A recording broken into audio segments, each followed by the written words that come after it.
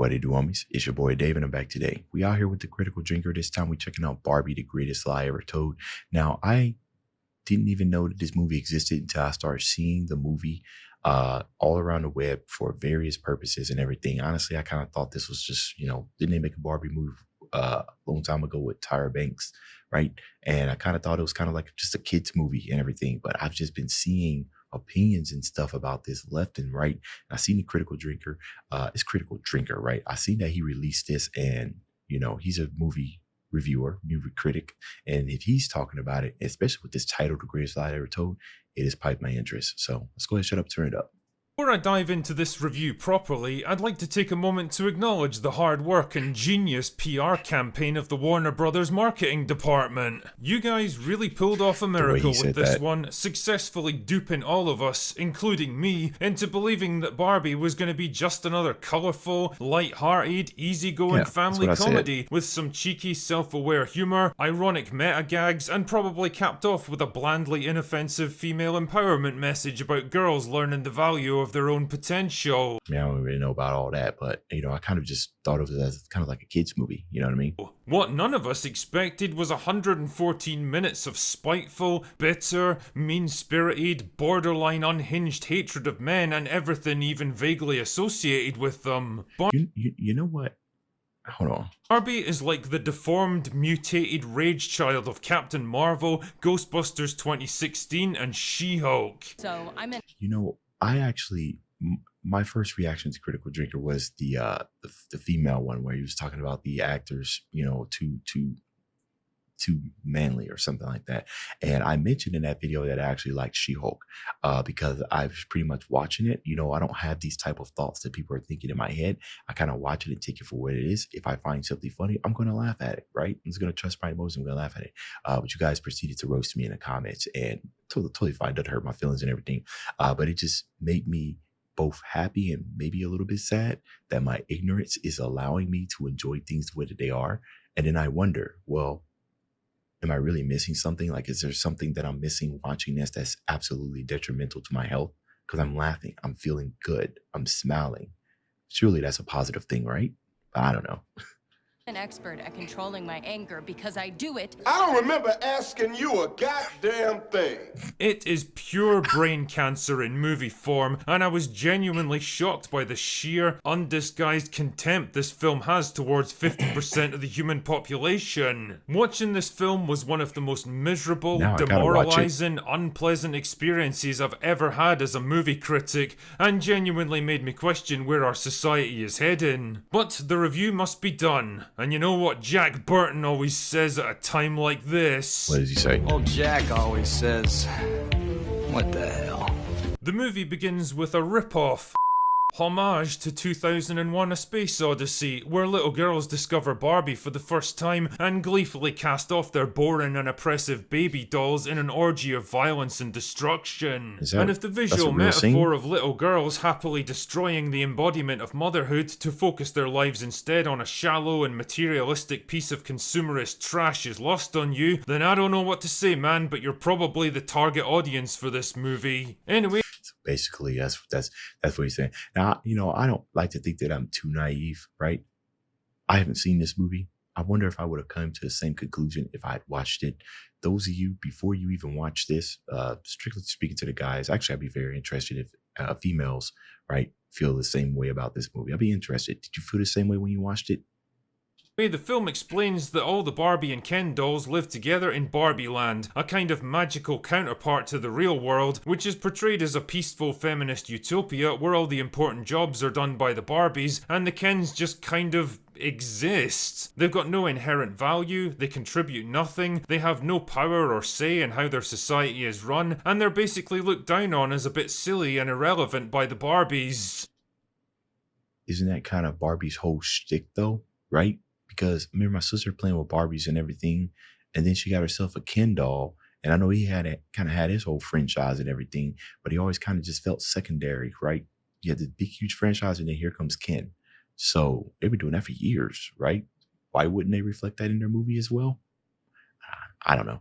Oh my goodness, what could the writers possibly be trying to tell us about their views on men? Anyway, this is where we meet stereotypical Barbie, who's busy living her best life, partying with her friends and treating her boyfriend stereotypical Ken like absolute dog shit. Who's the hero of this thing again? Anyway, things suddenly change when Barbie starts experiencing emotional changes and physical flaws like flat feet and cellulites. See, because Barbie world is a reflection of the real world, the Barbie's appearances change depending on how their real life owner plays with them. Wait, what? Do you have any idea how many Barbie dolls must get broken, or thrown in trash compactors, or set on fire, or eaten by family pets My daughter would like to have a word.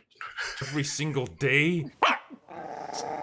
Then the place would look like the Omaha Beach scene from Saving Private Ryan. Oh, At no. any moment, Barbies could suddenly get torn apart, or melted, or crushed right in Spontaneous front of their friends' combustion. eyes. Jesus, that's like a horrific existential nightmare. But I guess you're not supposed to think too much about that. Internal consistency in a movie like Barbie is rarer than a mainstream media outlet willing to give this movie an honest review. So the only solution is for Barbie to journey into the real world, find the girl who plays with her, and get her to be happy again. And Ken tags along for the ride because he's got nothing better to do than simp for Barbie. Unfortunately, the real world turns out to be an oppressive, patriarchal hellscape that's utterly dominated by men. Like, one guy literally walks up to Barbie and slaps her in the ass, in the middle of a crowded boardwalk, in broad daylight, in front of her boyfriends. Now, you might think that I think the reason why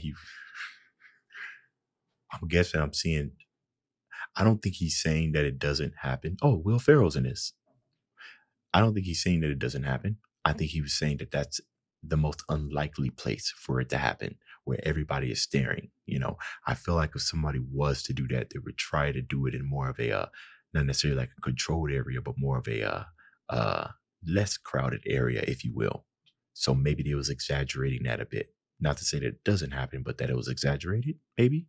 this would afford the writers a chance to demonstrate a little bit of nuance in their storytelling, maybe portray the real world as both good and bad, in sharp contrast to the simplistic, idyllic innocence of Barbie worlds. Kind of like in Enchanted, where the protagonist gets taken out of her cartoon homeworld and has to learn to navigate the complexities and difficulties of real life, ultimately growing and maturing as a person along the way. But then again, that movie actually had a likeable main character, a decent story, and wasn't written by people who despised half the human population. But nope, the real world and all the men in it are shown to be universally, irredeemably horrible. Because of course they are. Anyway, Barbie eventually finds the kid who plays with her, who turns out to be an asshole communist activist feminist that I think the movie wants us to empathise with, but fuck me, for the life of me I could not tell you why. Ken, on the other hand, discovers the patriarchy is very much to his liking, mainly because for the first time in his entire life, people actually show him basic respect and human decency. You know, sometimes I get the impression this film isn't saying what the filmmakers think it's saying. So when Barbie eventually returns to Barbie Land, she discovers to her horror that Ken has brought the patriarchy back with him and turned the whole place into a giant frat party in the space of like a day. Finally, a plot event I can get behind. It's kind of funny though, because it did make me question how the supposedly intelligent, empowered and self-confident Barbies were so easily subjugated by Ken and the others. This is the kind of awkward little paradox that keeps coming up when you try to constantly portray women as strong, empowered, infallible, kick-ass girl bosses who can do anything and beat anyone, but you also need them to be helpless oppressed victims of male domination. You can't have your cake and eat it. Not to worry though, because Barbie uses her newfound powers of feminism to free the other Barbies from the evil Ken's oppression, and because they're all dumb as fuck, she's able to trick them into fighting each other until eventually they just give up and surrender. Now, you might think that after all these wild swings between male and female domination, the logical way forward would be for Barbie Land to adopt a more equal system where both sides are given power and respect. Perhaps teaching the audience that for all our differences, men and women are both pretty awesome, and maybe we'd do well to work together instead of unfairly elevating one group above the other. Okay, so when he kind of puts it like that, I can see what he means and everything, right? Kind of more equal and everything. But the title, the song's called it's called Barbie, so it has to be about Barbie, I suppose. Yeah. See, these thoughts don't necessarily go in my head when I start watching these things. I know. I feel like it's good that we have critics like the Critical Drinker here that challenges a lot of things because he said it in his other video and everything, is that if the things kind of for the most part go unchallenged, then it kind of it spirals for the most part out of control and everything, right? So even if whatever he's talking about is like a very very vicious hot take, I still think the conversations and everything that he is encouraging is still good, right? It's good to have these type of conversations, right? It's good to try to at least keep cinema for the most part, I guess enjoyable or something for everybody and everything. I could tell you one thing. I probably should stop reacting to critical drinker, because then I feel like I would become somewhat of a critic, probably like him. And then I think it would kind of kill my enjoyment for a lot of movies, because now I'm not kind of like just watching them for fun, just watching them for entertainment. I'm kind of just watching them to find what is wrong with them. You know what I mean? And I don't know if I would like that mindset that much. But nope, the Barbies go right back to being in charge of everything again, and the Guess I'm Kens just stupid. slide back into a meaningless, depressing existence of being irrelevant second-class citizens. And that, I think, is supposed to be a happy ending? Fuck. Honestly, I'm struggling to find the right words to properly express just how monumentally awful this film is. It's like a serial killer dressed in a Pikachu outfit. Superficially, it might look bright and cheerful and cute, but beneath the appealing facade, there's something genuinely horrible and sinister. This is a movie made by people who utterly despise men and masculinity, or any kind of traditional gender roles of any kind. Do you guys think that? Right? Is it possible that the directors, I mean, you got to think about it, right? I don't know who published this. He probably said it at the beginning, but obviously you have these people who's probably made movies before getting together, brain working and everything. Critical Drinker was able to kind of look at this and see what it was at the beginning. You know what I mean? And probably some of you guys were as well. But you guys get the benefit of the doubt. Did they know exactly what they were doing? Is this the way that you took the movie as?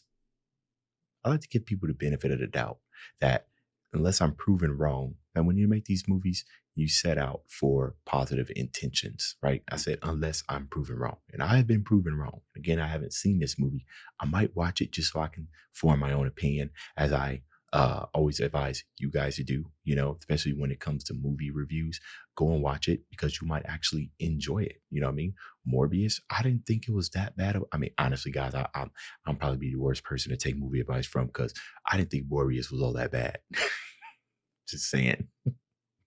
And make absolutely no attempt to hide it. So you're a woman who wants to be a I got mother bad or a taste, I guess. homemaker? Screw you, fascist. You're a man who wants to be assertive, ambitious, confident, and successful? Well, that clearly makes you a misogynist, don't you know? It's so fucking divisive and unnecessary. It's like they had a perfect opportunity to unify audiences behind a simple message of reconciliation and equal opportunity, but they just couldn't help themselves. They were so filled with rage and hatred and bitterness that it just had to come spewing out onto the screen. As far as this film's concerned, women are simply amazing, and men and everything they do are utterly irredeemably shit. They might be grudgingly tolerated provided they play by the rules, but they have no inherent value and can never be trusted with any kind of power or responsibility. And the only way to guarantee a peaceful and harmonious society is for women to be put in charge of everything and men to be docile, powerless servants who exist only to please them.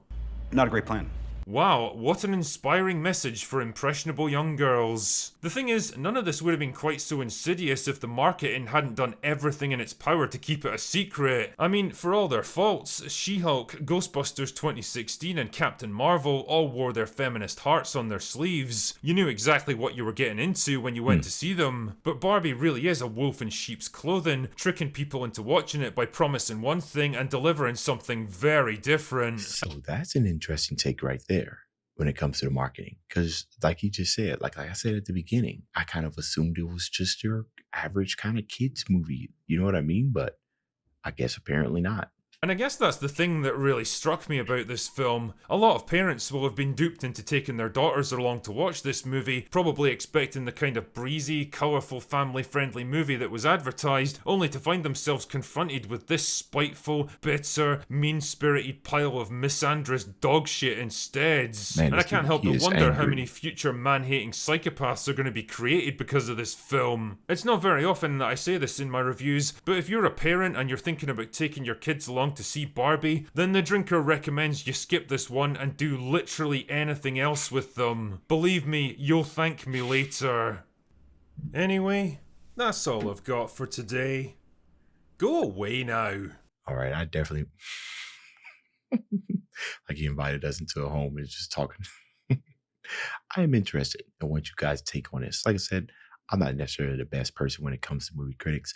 Only thing I can be is probably hurtfully, woefully truthful, and possibly ignorant compared to some of you guys and everything. But what I do know is that I like the way that I enjoy movies. And at the end of the day, whatever makes you happy is what makes you happy. You know what I mean? Anyways, that's the end of this video. If you enjoyed the content, leave a like and subscribe. Dave's out.